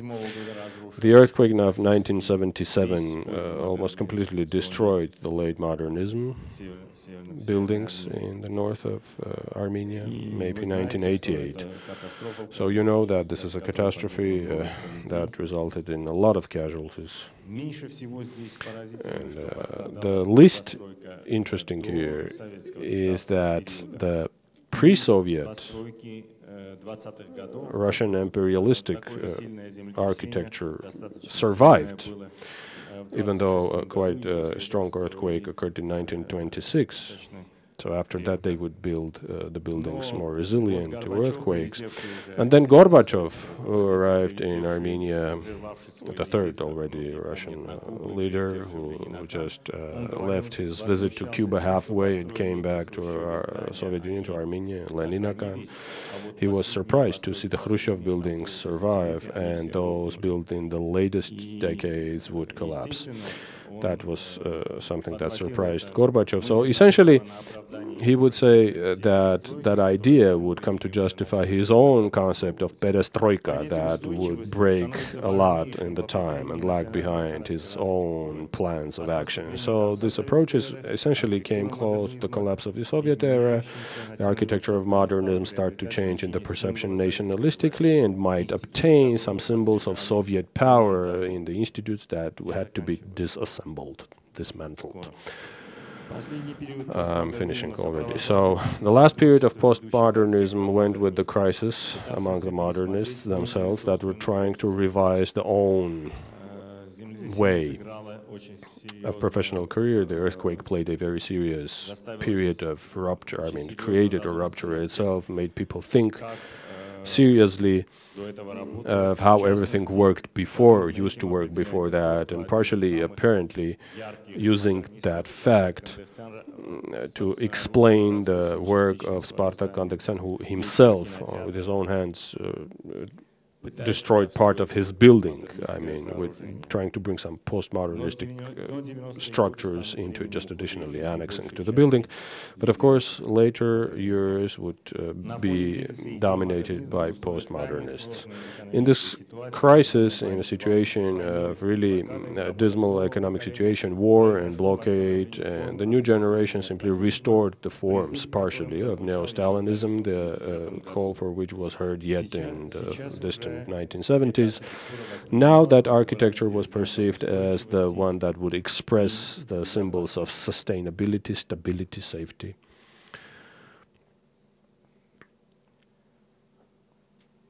The new century started with clear destruction of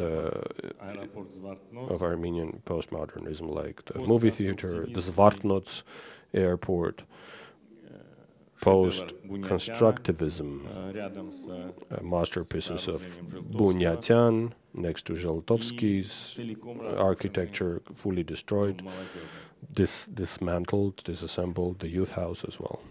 So today, the edges of the destructive concept have lost their neatness or accurate appearance, if we could say so. So today, the pre-Soviet architecture is a part of it. Most interestingly, Stalin's architecture also went into the same flow. Just one part of Stalinistic approach yet prevails in a certain manner, doing something similar, but with some new twists. And finally, the struggle for protection of modernism as a life after death. So I will bring the details of the point later. A number of symposiums, congresses and exhibitions started from Vienna, ending up in Istanbul and Venice, second time in Yerevan already, and I would not like to elaborate any further on this.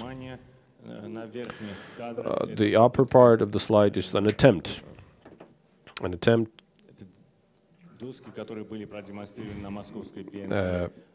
to demonstrate some new approaches in Moscow Biennale, where we, together with the famous Moscow Bureau, Stuzhenka, together with Alexander Skok, who was a good friend of Kandaksan, together we did the separate stand. I mean, with all the attempts of destroying the movie theater. And here, once again, the call to, or from, renowned Russian architects, Bokov, Kudryavtsev, the member of Academy of Science, Kudryavtsev, who were also thinking that they contributed with their work to the existence of the movie theater yet. I mean, they think that they contribute to keeping it. So, respectively, in consideration of all the significance of modernism, and there are still some buildings that are under the threat of destruction.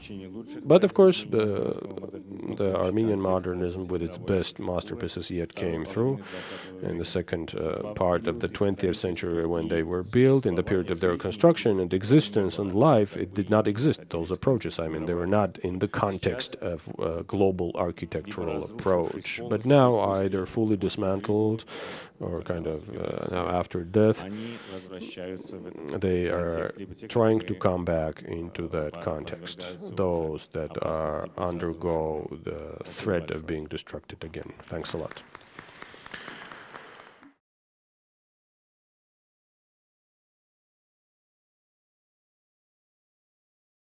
You know, I want to be really open and to say that even now I'm not sure in what identity or in what role I should present my presentation. And I think that it's interesting because today I'm not sure that scientists could be neutral and could be not on the streets, for example. That's why for me it was like a question, should I be here like neutral science and to show you, for example, the phenomena of Ukrainian modernist architecture? Or, for example, I should focus just on problems. And to be honest, I just came from battles against the demolition of a lot of objects of modernist architecture in Ukraine. That's why I'm very emotional, and really I can't turn off this identity of activist. So I'm sorry. I think I will be here like an activist, first of all. The title of my presentation will be Discrimination and Extermination of Modernist Heritage in Ukraine. And you could catch that even terms used in this title, it's like terms from human rights. That's why I think that we should focus exactly on phenomena of demolition of modernist architecture everywhere, not just in Ukraine, everywhere, all over the world. Because, for example, exactly Ukraine could be something like prism to show our general, our universe problems. So on that picture, it is the quite famous and Kyiv building for Scientific Institute of Economical and Scientific Research. And it looks like that. And it's quite general view for all the maybe public buildings of Ukrainian modernism. And if I could mention, for example, what is the feature of Ukrainian modernism, post-war modernism, in comparison with the interwar modernism that was quite bright. Everybody knows, for example, Gazprom or Dniprogas, it's quite famous. Exactly post-war modernism in Ukraine, it was quite minimalistic, neutral, international styled. And during the interview with a lot of architects, I asked them, did you try to find some national features of your architecture or some regional features? They always asked, no, what are you talking about? We were involved in international context, never in regional or national. But again, why it happened exactly like that, it could be a different maybe topic of presentation or even dissertation. Next year we will publish a book in Osnova, it's Ukrainian publishing house, in collaboration with Dom Publishers, exactly on the topic of Ukrainian post-war modernism architecture. That's why exactly there, I think we will think about why it happened exactly like that. So about that building, of course now it's just offices, because no such institution like Scientific and Economical Research Institute never exists, already exists. You could see such form. It's a quite famous Kyiv architect, Florian Vasilyev. I'm sorry, Florian Yuryev, and it's the date 1971. And here I could show you the project of reconstruction of that building. And it's very difficult to understand how it happened that, for example, people and architects from the end of the 80s, they did in Kyiv quite good projects. Yes, of course, postmodernist project, but not like that. Now they are doing such projects. And another question, why it happened exactly like that in our situation, because it's a lot of factors and a lot of actors in such situation. Maybe it's some difficult for all post-Soviet republics situation with, for example, master plans, with zoning, and with all law cases exactly on the topic of land. Because our heritage of so-called left urbanism with microrayons, with huge megastructures and open quarters, it's like something that could be very interesting for developers. That's why exactly that zones, they usually now are making more density, and a lot of skyscrapers appears exactly in the middle of the quarter. And I think that in any post-Soviet republic you could see the same approach. And for example, here you could see the skyline where Kiev historical area is faced with all these huge developers projects. Sometimes they are really illegal even by our law. Not perfect, but even by our law. And for example, this is the buildings of the end of the 60s, and you could see on the skyline how many new buildings are constructed.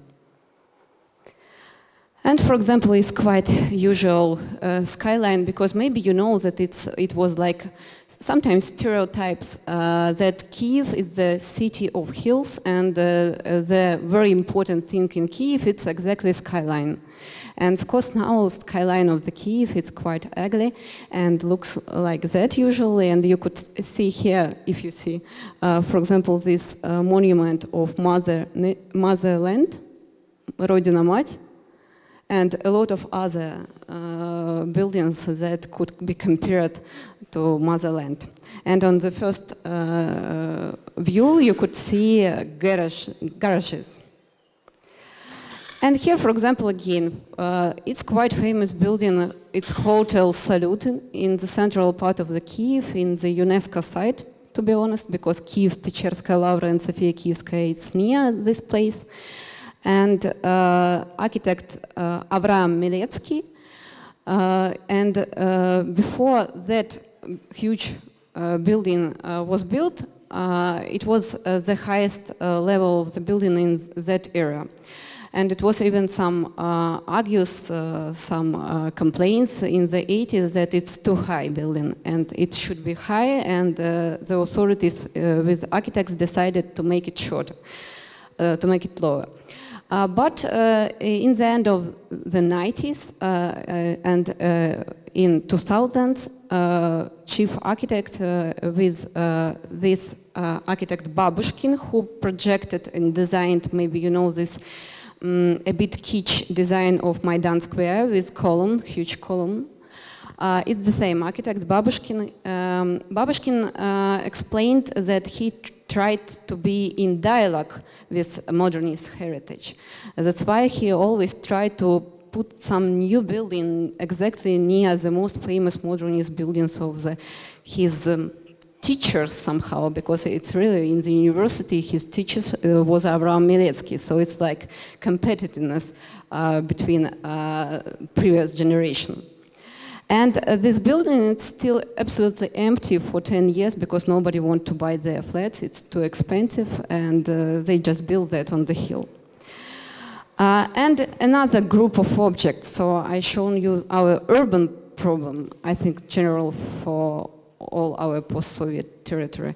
And it's another problem, maybe I could say that it's the problem of demodernization, because you know, Ukraine was quite modernized by a lot of maybe even more waves of huge industrial modernization. That's why we had really very interesting and huge amount of buildings of industrial heritage. And nobody knows what to do with it now. And for example, in 2000, it was like a position that it's something bad heritage. We should somehow demolish that, but because it's our industrial past, that it's somehow painful for us. And this is Kharkiv, and it's one of the biggest factories, Turbo Atom, nuclear turbine.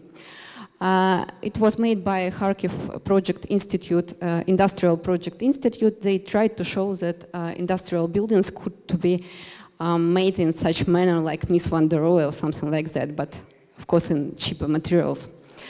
It was quite good complex of 3 blocks, and one of that blocks look now like that, because our generation, maybe my generation of hipster urbanists, they decided that that heritage, it's not very funny, it's not very interesting, it's not very cozy, trendy, and it should be some hub for IT. And they use such panels because you could understand that it's like, again, something like dialect. Here it was linear, orthogonal lines, and here you could see some rounds, dots.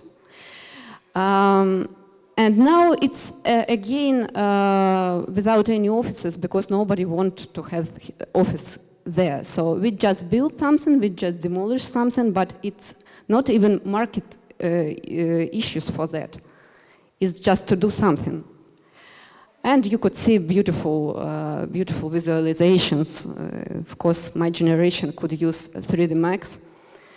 And it looks near like that. So this on the right side, this block is the new aim for the same young architects, because they want to make complex ensemble, but they want to change the previous ensemble to make new they ensemble.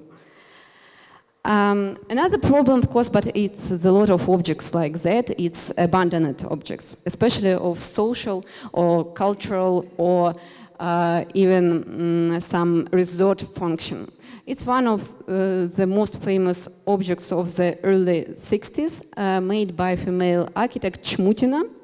And it was like quite iconic for history of Ukrainian architecture, because it was very simple, very cheap, and it was some fresh new wave in architecture. And of course she was female architect, and in the early 60s she was like ambassador of all female architects of that period.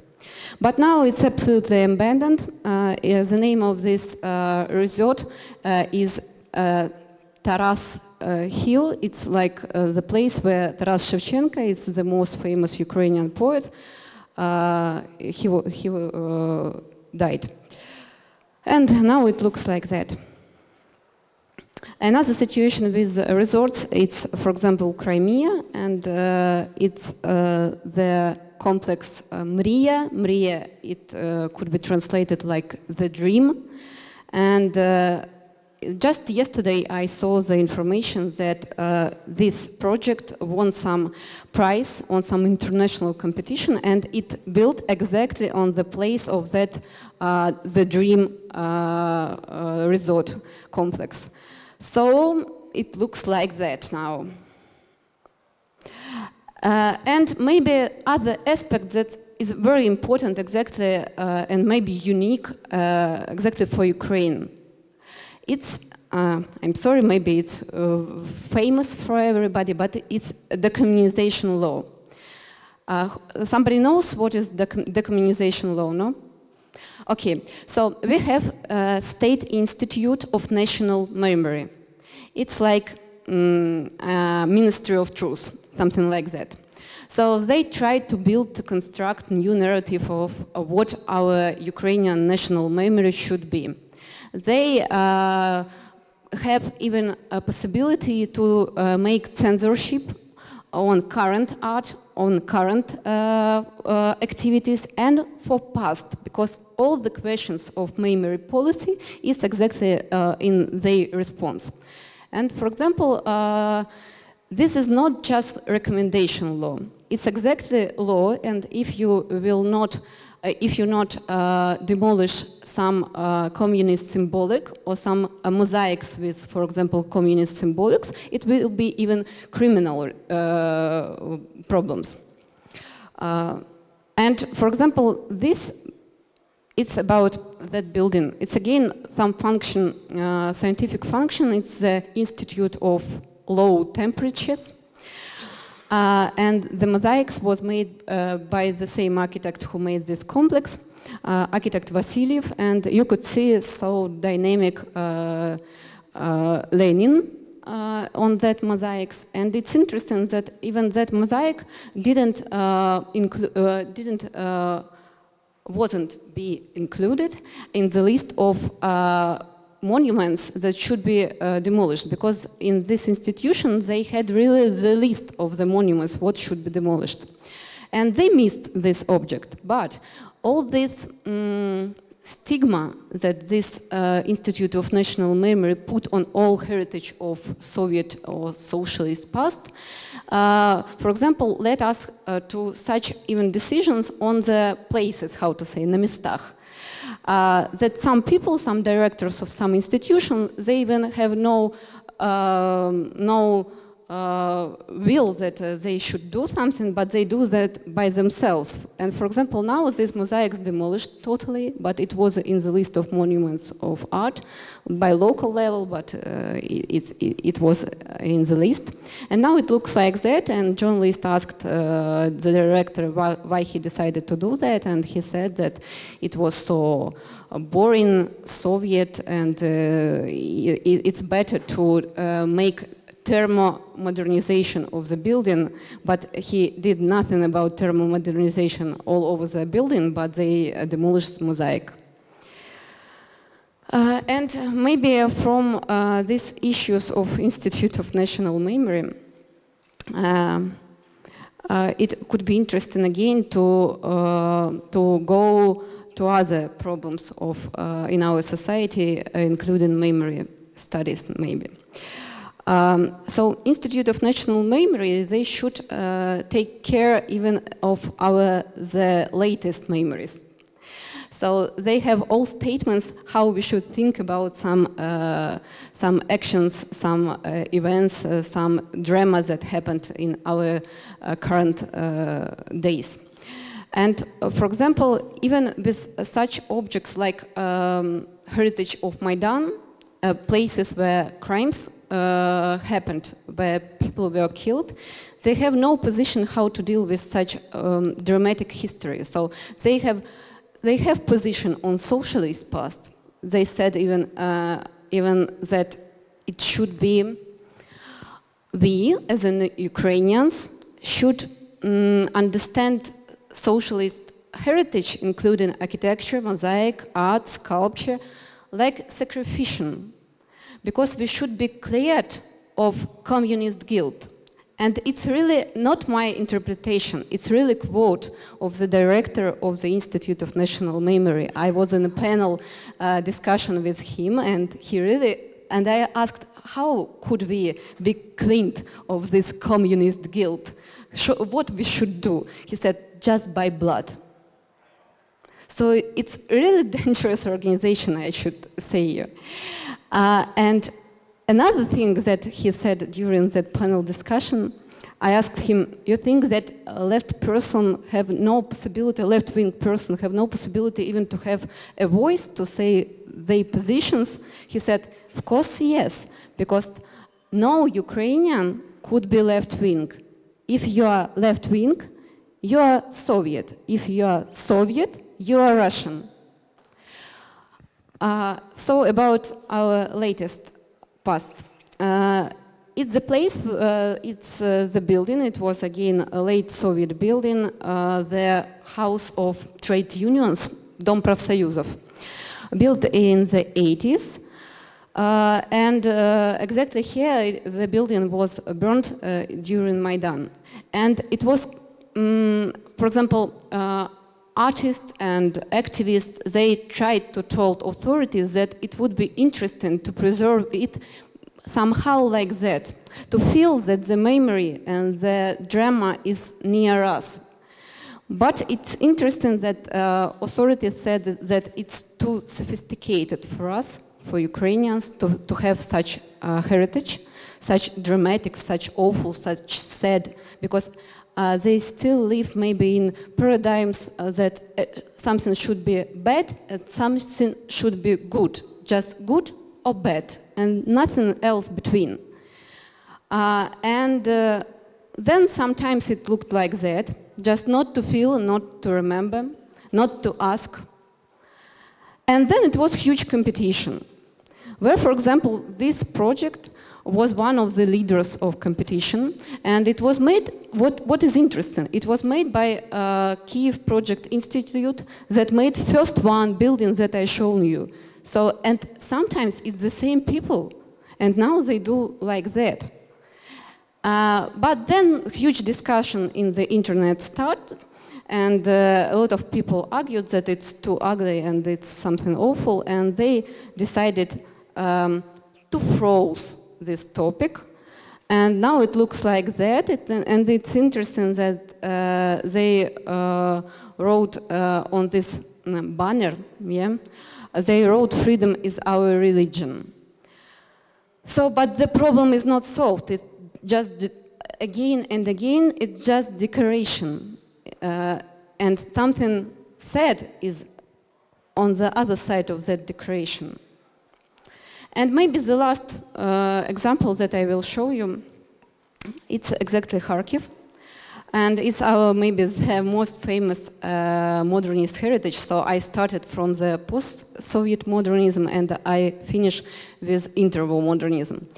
It's the Square of Freedom. Now, in the Soviet times, it was the freedom of Dzerzhinsky. And it's a new parliament center of Kharkiv, because Kharkiv in the 20s and the 30s was the capital of Soviet Ukraine. And it was moved just in 1934.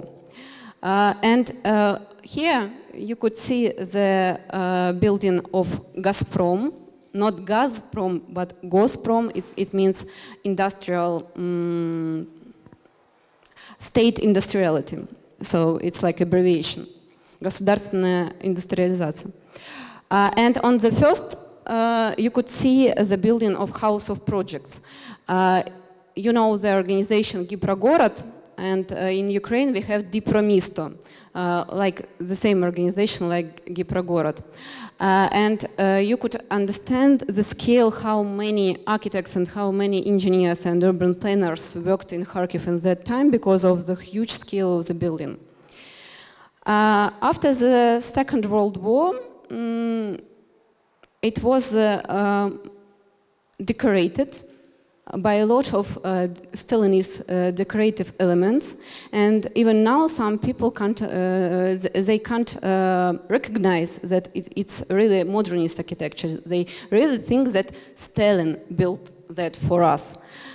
It's again like some occupation and wars of memory. Whose layer is that? Who built that layer? And all the time somebody said mine layer, or let's delete that layer from our maybe memory. And for example, I think again for modernist, for a conference on the topic of modernist architecture, it could be interesting to see the air photo made by Germans in the period of 1941, and you could see the old structure. It's here, old structure of the city, how it looks like before. Yeah, I will finish now. And you could see this again, new center. And it looks like some alien in the old city. And you could see this modernist, beautiful structure that changed all the structure of the city, because now, even now, we have double center system of the city. And in 1964, after Khrushchev quitted, yeah, Brezhnev decided to put on our square Lenin, because before that it was no plans to build a monument for Lenin. It was much more like horizontal and much human scale, nothing about sculptures to some political leaders. And they built in the middle of the square this sculpture. Then in 2014, activists of Maidan, they demolished this statue by themselves, because our city mayor, he supported a Russian occupation in the period of 2014, and he denied all suggestions that we should somehow to put this sculpture, for example, in museum. So even for him, it was like a populistic approach to put some conflict inside the community, because some people said it's our memory, it's difficult memory. Some people said just let's be Soviet, and some people said let's demolish everything. So it was really like conflict in that period. then they decided to make, like in previous situation, some fans, of course, with some religious symbols. So it's like God of Mother, God's Mother, yeah. Then they started to demolish this sculpture, and city authorities decided to build such sculpture in, I don't know, pseudo-classical style with angel, with Orthodox church. It's 86 meters by high, and Gazprom is 66 meters. So it's really huge one. And it should show us some, how say the chief architect, that it should show us that we have roots, traditional roots, and that Kharkiv is the city of Russian classicism. It was the doctorate degree thesis of our chief architect. He tried to show everybody that Kharkiv is the classicist city. But it's interesting, maybe he preferred quality methods, but not quantity, yeah, because we have just 10 objects of classicist architecture and 66 objects of modern architecture and 98 objects of so-called constructivism style or modernist style. So I'm not sure that we are a classicist city. But then maybe it's something that we could compare with other republics, former republics. Huge wave of protests started, and we were involved in that protest for 3 months. We won 2 law cases, court cases, and now it's nothing, no statue, no urban design, but we are very glad that we won, maybe the first time we won in our city some court case.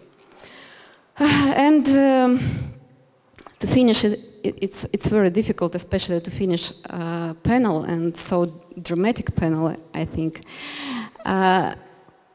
But again, returning from what I started, I'm really hope for productive discussion during this conference because I think we have a lot of questions now, and maybe we should start to give some answers.